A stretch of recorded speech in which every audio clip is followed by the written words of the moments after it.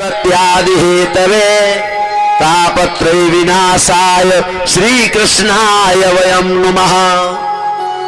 आप लोगों ने बड़ी श्रद्धा भक्ति के साथ में माता रानी की वंदना को स्मरण किया। देखो, जिस सत्संग में हम आप बैठे हुए हो, जब भी भगवान के दरबार में आओ तो मन आपका निर्मल होना चाहिए।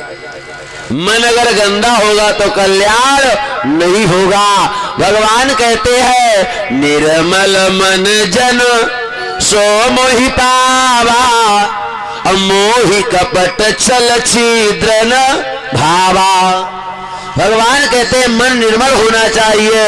अगर मन गंदा होगा तो कल्याण नहीं होगा।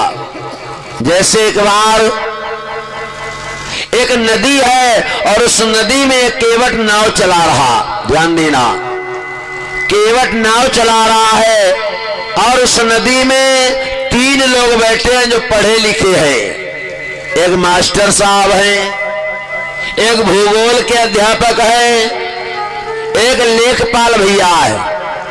3 लोग बैठे हैं, केवट नाव चला रहा है और वो बेचारा बिना पढ़ा लिखा है। और जैसे ही नाव चली तो मतलब मास्टर साहब ने पूछा, अरे केवट भैया, एक बात बताओ, क्या तुम पढ़े लिखे हो? हाँ, बहुत लोगों की आदत होती है बातचीत करने की। ये बस में बैठो और पड़ोसी की जान पहचान न लो होए तब हम अपनी बातचीत शुरू कर देते हैं। मास्टर ने कहा, केवट भैया, क्या तुम पढ़े लिखे हो? केवट ने हाथ जोड़े कहा, गुरुजी, हम गरीब आदमी हैं, पढ़े लिखे नहीं है। मास्टर ने सोचा ये गरीब है इसलिए कह रहा हम पढ़े लिखे नहीं हैं, लाओ इनसे कुछ पूछ के देखें। हाय, मास्टर साहब ने आवाज लगाई, व्हाट इज योर नेम?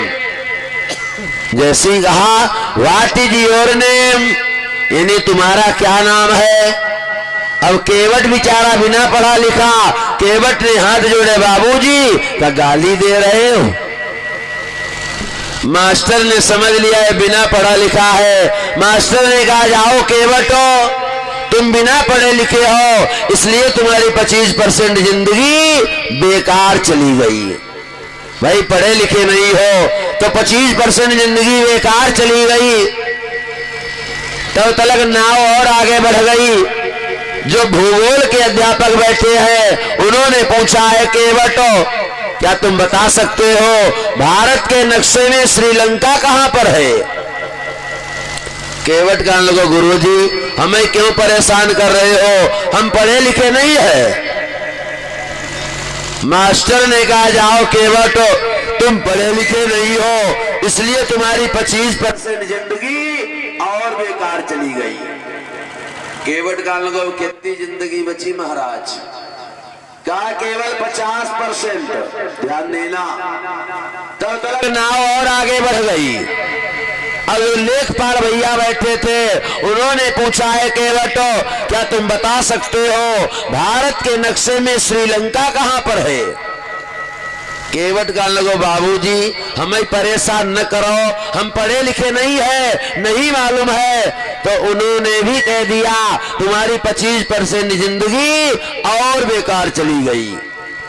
केवट का लगो, अब कितनी जिंदगी बची महाराज? कहा केवल 25%। ध्यान देना भाई लोगों। तब तक नाव जो थी वो बीचों बीच धार में पहुंच गई।